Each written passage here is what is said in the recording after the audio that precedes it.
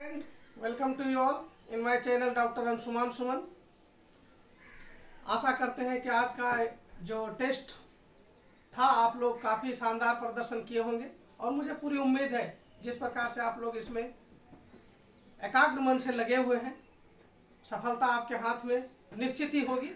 तो चलिए उस सफलता में अगर कुछ भी अंश मेरा हो और अगर मैं हेल्प कर पाऊँ तो ये मेरे लिए अवाग होगा। तो चलिए दोस्तों, आपको मैं जो है ये 30 जो प्रश्न हम पूछे थे उस पर हम एक बार फिर से डिस्कस कर लेते हैं, तो उसमें आपको और भी ज़्यादा जो है क्लैरिटी आ जाएगा और मज़ा आएगा। इसमें कई सारे तथ्य जो है हम जो है डिस्कशन करने के साथ में बोलते हैं, उसको भी गौर से सुनिएगा आप लोग, सो डैट कि इन फ्यूचर में इसका इस्तेमाल आप कर सकें। चलिए दोस्तों, आप आते हैं 30 क्वेश्चन। मेरे पास PDF है और हो सकता है आपका सीरीज अलग अलग हो, लेकिन मैं प्रश्न को पढ़ के ही बता रहा हूँ, इसलिए आपको कोई प्रॉब्लम नहीं होगा। आइए, पूरा पाषाण काल की विकास किस युग से संबंधित है? तो पूरा पाषाण काल का जो ये प्रकार से कह सकते हैं जो युग था वो हिम युग से संबंधित है, यानी प्लीस्टोनिस एज से संबंधित है। ठीक है दोस्तों, तो हिम युग याद रखना है, प्लीस्टोनिस एज याद रखना है, पूरा पाषाण का संबंध उसी से था। निम्न में उपनिवेश के उदाहरण नहीं है। तो आप लोग को बताए थे उपनिवेश मतलब गरीब और कमजोर राष्ट्र। इसमें जितने भी देख रहे हैं आज के हिसाब से नहीं देखिए, हम उपनिवेशित काल के हिसाब से देखते हैं। तो इंग्लैंड मात्र एक ऐसा देश इसमें से चारों में से है जो कि उपनिवेश बनाता था, बाकी सभी उपनिवेश था, चाहे वो ऑस्ट्रेलिया है, इंडोनेशिया है और अमेरिका है। अमेरिका भी कभी न कभी इंग्लैंड और फ्रांस का उपनिवेश रहा। ठीक है, उपनिवेशित चरण के 3 भागों में किसने बांटा? तो आपको हम कल ही बताए थे, जो भारतीय उपनिवेश का 3 भाग में बांटने की बात होता है वो RC दत्त ने बांटा है। ठीक है, किस स्थल से पूरा पाषाण काल के तीनों चरणों का साक्ष्य मिला है? ये बहुत इंपॉर्टेंट क्वेश्चन है, बार बार बड़े एग्जाम्स में भी और वनडे एग्जाम्स में भी ये क्वेश्चन को देखा गया है, इस क्वेश्चन को। तो आइए दोस्तों, ये जो है ये भीमबेटका है जो कि MP में पड़ता है, मध्य प्रदेश में। ये तीनों चरणों का साक्ष्य यहाँ से प्राप्त हुआ है। इससे एक और विशेष प्रश्न आपको मिलते हैं कि शैल चित्र का जो है, प्रारंभिक शैल चित्र की जो है एक प्रकार से खोज या पहली बार कहाँ मिला? तो शैल चित्र भी कहाँ से मिला है? तो भीमबेटका से मिला है। ये बहुत इंपॉर्टेंट है शैल चित्र वाला क्वेश्चन, यानी कि पहाड़ों पर चित्र बनाया जाता था पत्थरों पर। आइए, बेमेल को चुनने के लिए बोला है कि महालवाड़ी व्यवस्था रैयतवाड़ी व्यवस्था से पहले लागू हुआ। ये आप लोग जान गए होंगे कि रैयतवाड़ी पहले लागू हुआ था, न कि महालवाड़ी। तो ये तो पहला ही बेमेल है। बाकी जितने ऑप्शन इसमें है, रेगुलेशन 7 का संबंध या बंगाल के द्वैत शासन को समाप्त करने का बारन हेस्टिंग, ये सारे ऑप्शन क्या है? सही है। पूरा पाषाण काल की विशेषता नहीं थी। पूरा पाषाण काल की विशेषता हम लोग देखे थे, बड़े पत्थर का इस्तेमाल होता था, बड़े पशुओं को शिकार करता था, और लेकिन वहाँ कृषि नहीं था, यानी वो खाद्य संग्राहक नहीं था। तो आंसर हो जाएगा खाद्य संग्राहक। मार्लोमेंटो अधिनियम के समय में सचिव कौन था? तो एक बार पुनः इस क्वेश्चन को मैं इसलिए लाया कि जो नए लोग जुड़ेंगे उसको ये समझ में आएगा कि जो भी होता था, जो भी एक्ट भारत में आते थे, वो उस समय के गवर्नर और सचिव के नाम से जाने जाते थे। तो सचिव का नाम पहले आता था और गवर्नर का नाम बाद में आता था। तो जब मार्लो मिंटो लिखते थे, मार्लो पहले आता है तो मार्लो सचिव था और मिंटो गवर्नर था। तो ये क्लियर हो गया आपको। वणिक पूंजीवाद का मुख्य लक्षण क्या था? तो आप लोग को हम बताए थे, वणिक पूंजीवाद जो है किस पे निर्भर करता था? वो निर्यात को जो है ज़्यादा तजब्बो देता था, निर्यात बढ़ाना चाहता था। और कैसे निर्यात बढ़ाना चाहता था? उन्होंने व्यापार पर एकाधिकार कर लिया था। ठीक है, तो इसका आंसर हो जाएगा व्यापार पर एकाधिकार हो जाएगा। भारतीय उपमहाद्वीप में कृषि का प्रथम साक्ष्य कहाँ से मिला? तो ये मिला है मेहरगढ़ से, 6000 BC के आसपास इसका साक्ष्य मिला है। ठीक है, निम्न में से कौन सुमेलित नहीं है? इसको थोड़ा गौर से आप लोग को देखना था क्वेश्चन को। हम कुछ पाठ को लिखे हैं, तो इसमें देखिए, अस्थायी बंदोबस्त बोलता है कि बनारस में था, असम में था। बिल्कुल सही था। हम जानबूझ के ऐसा इसलिए करते हैं कि आप लोग का इतना क्लैरिटी हो और स्पष्टता है कि इन फ्यूचर में चाहे प्रश्न कैसा भी हो आप उसके लिए तैयार हो जाए। और हम देखिए महालवाड़ी में आगरा है, तो हम इसलिए यहाँ पे लिखे कि यूपी का 2 शहर है, एक बनारस एक आगरा। आगरा महालवाड़ी के अंदर था, जबकि बनारस किसके अंदर था? अस्थायी बंदोबस्त के अंदर था। यह चीज़ देखना था। और रैयतवाड़ी में देखिए ये असम रैयतवाड़ी में भी था और असम अस्थाई बंदोबस्त में भी था। तो ये सब चीज को देखना पड़ेगा आपको, जो टेक्निकल पॉइंट ऑफ व्यू से क्वेश्चन पूछा जाएगा कि असम में कौन सा मतलब बंदोबस्त था, तो अस्थाई बंदोबस्त भी था, रैयतवाड़ी बंदोबस्त भी था। तो इससे आपको काफी लाभ मिलने वाला। और इसमें जितने भी ऑप्शन हैं इसमें सारे सही हैं।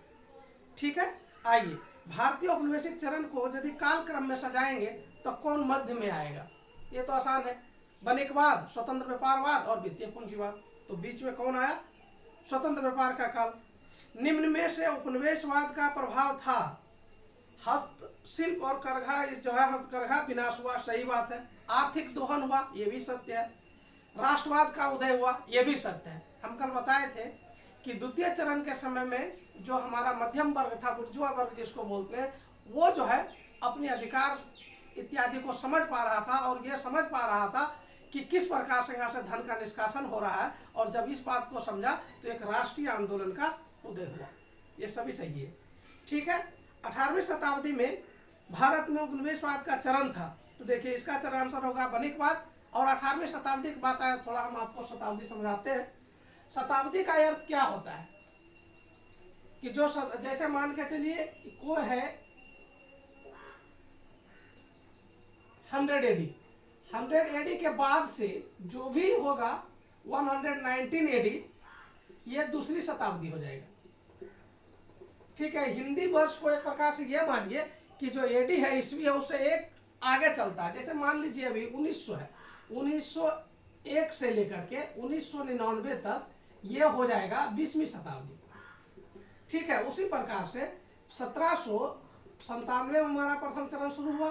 तो 1797 किसके बीच में? 1701 और 1799 के बीच में है। तो इसका मतलब 1700 के बाद का है, ये हो गया 18वीं सदी। ठीक है, तो आप देख लीजिए कि 1757 वाला जो है ये जो हो गया 18वीं सदी।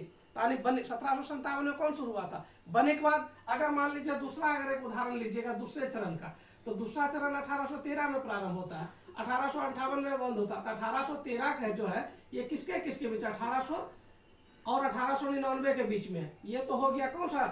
19वीं सदी। तो आंसर का क्वेश्चन तो पूछा 18वीं सदी वाला, तो 18वीं सदी वाला कौन होगा? 18वीं सदी वाला होगा वणिकवाद। ठीक है, उच्च पूरा पाषाण काल के विशेषताएं थे। यहाँ पे चकमक उद्योग था, होमोसेपियंस का प्रादुर्भाव था और फलक संस्कृति। उच्च पूरा पाषाण काल में सिर्फ फलक संस्कृति नहीं था, फलक और शल्क दोनों संस्कृति था। फिर भी ऑप्शन के आधार पर इसका आंसर 2 या 2 से अधिक होगा, क्योंकि ऊपर वाला 2 सही है। औपनिवेशिक भू राजस्व व्यवस्था का परिणाम नहीं था। बोलता है कि पारंपरिक अर्थव्यवस्था का पतन हुआ, ये तो सही बात है, पतन हुआ, हस्तकरघा इत्यादि का पतन हो गया। किसानों की स्थिति दयनीय हुआ, ये भी सही है।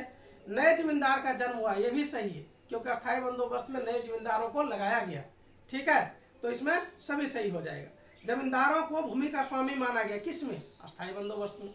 ठीक है, द्वितीय उपनिवेश काल से संबंधित क्या सही नहीं है? बोलता है इसका जो चरण था 1813 से 1858 था, बिल्कुल सही था। निर्यात कर आयात से कम था। देखो, निर्यात कर आयात कर से कोई रिलेशन नहीं था द्वितीय चरण में। यह प्रथम चरण का बात था कि निर्यात बढ़ा रहा था। ठीक है, बोलता है आरबीआई जो है केंद्रीय बैंक था। तो आपको मैं बताऊं, आरबीआई केंद्रीय बैंक नहीं था, आरबीआई जो है उस समय प्राइवेट बैंक था। ठीक है, इसको बाद में केंद्रीय बैंक बनाया गया है। ठीक है, आगे आइए। औपनिवेशिक चरण के निम्न में विशेषता नहीं थी। बोलता है सर्वाधिक क्षति जो कपड़ा को हुआ था, बिल्कुल सही है। डिफो ने बताया ही था, आपको बताए थे हम, वीडियो रेफर कीजिएगा, मजा आएगा। इंग्लैंड में औद्योगिक क्रांति का जन्म हुआ, ये भी सही है। धन का संचय हुआ और धन के संचय से इंग्लैंड में, पूरे यूरोप में सबसे पहले औद्योगिक क्रांति हुआ। कृषि का उन्नति हुआ, एकदम बिल्कुल गलत है। औपनिवेशिक चरण का विशेषता है नहीं, कृषि का उन्नति हुआ। ठीक है, तो आप जो है विशेषता नहीं है पूछा है, तो आंसर हो जाएगा कृषि की उन्नति हुआ। ठीक है, शिवाजी का राज्यारोहण गंगाधर भट्ट ने किया था। कब किया था? हम लोग को पता है कि 1674 ईस्वी में किया था। ऑप्शन में कहीं नहीं है, इसलिए आंसर होगा नन ऑफ दिस। आइए, सुमेलित है निम्न पूरा पाषाण काल। ठीक है, जो फलक संस्कृति में था, ये बिल्कुल सही है। मध्य पूरा पाषाण काल शल्क संस्कृति में था, ये भी सही है। उच्च पूरा पाषाण काल शल्क एवं फलक दोनों मिला के संस्कृति चलता था, ये बिल्कुल सही है, यानी तीनों का तीनों सही है, सभी सही है। निम्न में कौन निम्न पूरा पाषाण काल का औजार नहीं है? हम बताए थे 3 औजार पूरा पाषाण काल का, निम्न पूरा पाषाण काल क्या बताए थे? कुल्हाड़ी, बिदारनी और खंडक। ये जो चांद्रिक है ये मध्य पूरा पाषाण काल का है। ठीक है दोस्तों, आइए, किस राजस्व व्यवस्था में भूमि पर समय अनुकूल परिवर्तित होते रहा? ये जो था महालवाड़ी था। इसको जरा देखिए, इसको समझ पाएंगे कि किस प्रकार से इसमें जो हुआ।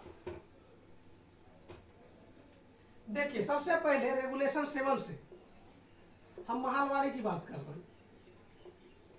ठीक है, रेगुलेशन 7 से इसका जो है लगभग 80% जो है कर का दर था।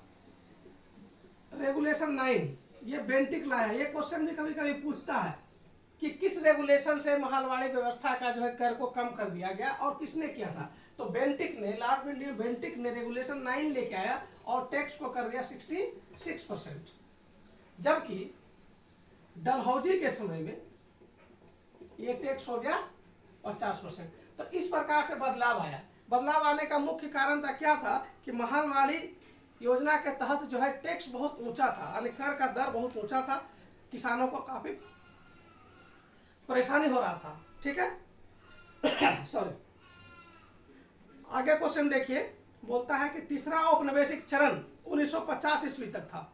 आप लोग को हम बताए थे 1950 हो नहीं सकता, 1947 में भारत आजाद हो गया था। तो ये आंसर इसका मतलब ये जो लाइन है, स्टेटमेंट है, ये गलत है। प्रथम चरण में लूट भी देखा गया, ये बात सही है। दूसरे औपनिवेशिक चरण की विशेषता निर्यात बढ़ावा था, ये गलत है। ठीक है, तो इसमें 2 गलत है, तो आंसर होगा 2 या 2 से अधिक। सिंधु सभ्यता को किस श्रेणी में रखा जाएगा?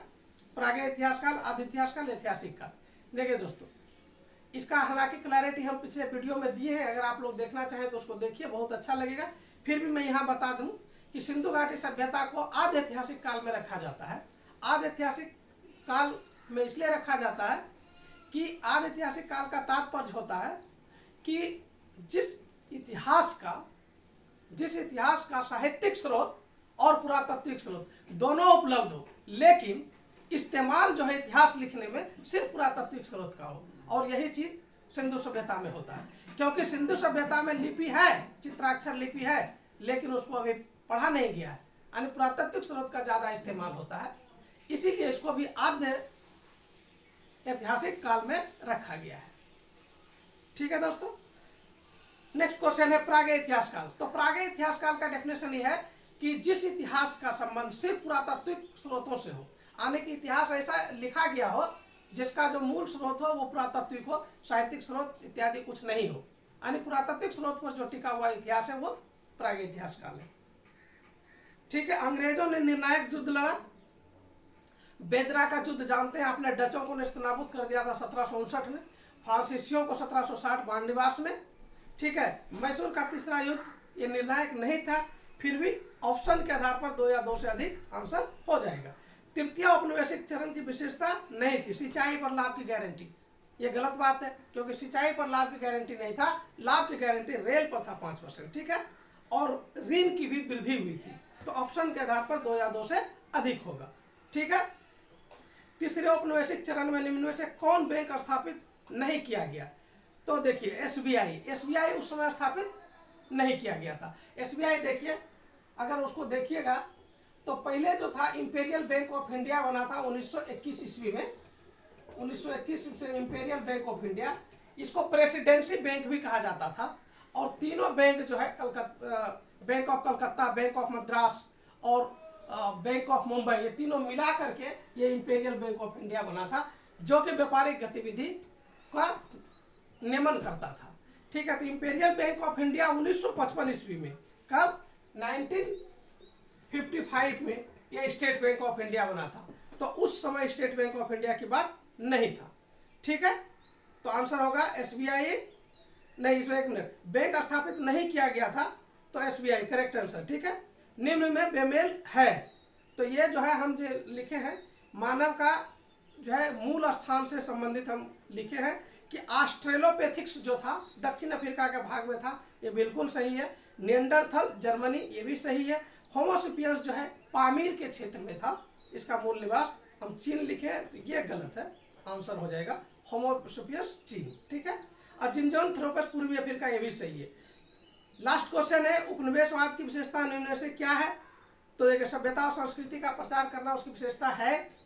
ठीक है, धर्म का भी वो प्रसार करता है, मातृहित सर्वोपरि रहता है, और मानवीय कानून। तो मानवीय कानून से उसको कोई लेने देने नहीं है, क्योंकि वो सिर्फ और सिर्फ उस प्रकार का कानून बनाता है जिससे उसके हित साधा जाए। यहाँ तक कि वो ऐसे कानून बनाते हैं जिससे उसकी सजा कम मिले। तो दोस्तों, आप लोग को क्लैरिफिकेशन कैसा लगा ये कमेंट बॉक्स में बताइएगा, और अच्छा लगे तो इसको शेयर और सब्सक्राइब कीजिए। Thank you very much.